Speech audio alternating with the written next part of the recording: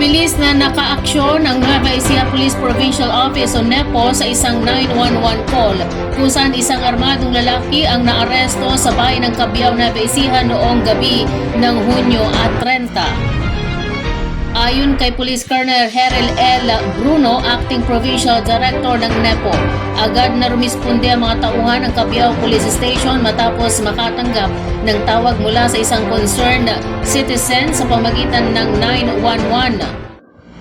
Sinabi ng caller na may isang kahinahinalang lalaki na namataan na may baril umano sa kanyang bag sa bahagi ng Irrigation Road sa Barangay San Roque, Cabiao. Makalipas lamang ang 5 minuto, dumating na sa lugar ang mga pulis at naispatan ang naturang suspek. Naglapitan ng mga otoridad, agad itong tumakas sakay ng isang asul na Yamaha RS100 na motorsiklong walang plaka. Dahil dito ay nagkaroon pa ng maikling habulan pero nasukol din ang lalaki. Sa sinagawang paghahalughog, na-recover mula sa sling bag ng suspek ang isang improvised o paltik na caliber 38 revolver na may lamang 3 bala.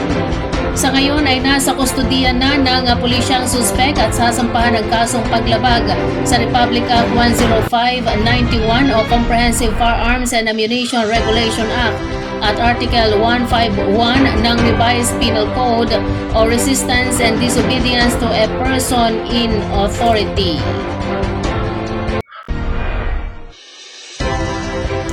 Nagbabala ang Samahang Industriya ng Agrikultura o SINAG na posibleng tumigil na sa pagtatanim ang maraming magsasaka sa mga rehiyon ng Hilagang Luzon at Nueva Ecija, bunsod ng tuloy-tuloy na pagbagsak ng presyo ng palay na sa ilang lugar ay bumaba na lamang sa 8 pesos kada kilo. Ayon sa SINAG, dahil sa mababang presyo ng bentahan, nalulugi na ang mga magsasaka at hindi na nila nababawi ang puhunan, dahilan upang pag-isipan na ng ilan ang pagtigil sa pagsasaka. Ipinahayag ni SINAG Chairman Engineer Rosendo So na isa sa mga pangunahing dahilan ng pagbagsak ng presyo ay ang pagpasok ng murang bigas mula Vietnam na ginagamit umanong basihan ng mga trader at miller sa lokal na pagbili ng palay. Sa San Miguel, Bulacan at sa bayan ng Cabiao, Nueva Ecija, nasa 8 pesos hanggang 10 pesos na rin ang bentahan ng palay, habang nananatiling nasa 15 pesos kada kilo ang production cost. Sa barangay Panabingan, San Antonio, Nueva Ecija, ibinahagi ni Wilson James Dakis na bumaba na rin sa 10 pesos hanggang 12 pesos kada kilo ang presyo ng palay mula sa dating 17 hanggang 19 pesos. Dahil sa nasabing sitwasyon, sigaw ng ilang magsasaka sa Nueva Ecija na kung hindi maitaas ang presyo ng palay, sana'y ilibre na lamang ang mga inputs tulad ng abono, pestisidyo at gasolina upang mapagaan ang kanilang gastos sa produksyon. Umabot sa tinatayang mahigit sa kalahating milyong pisong halaga ng shabu ang nakumpiska ng pulisya ng Nueva Ecija kasabay ng pagkaaresto sa 4 katao, kabilang dito ang 2 Regional High Value Individual o HVI sa lungsod ng Cabanatuan at sa bayan ng Santa Rosa.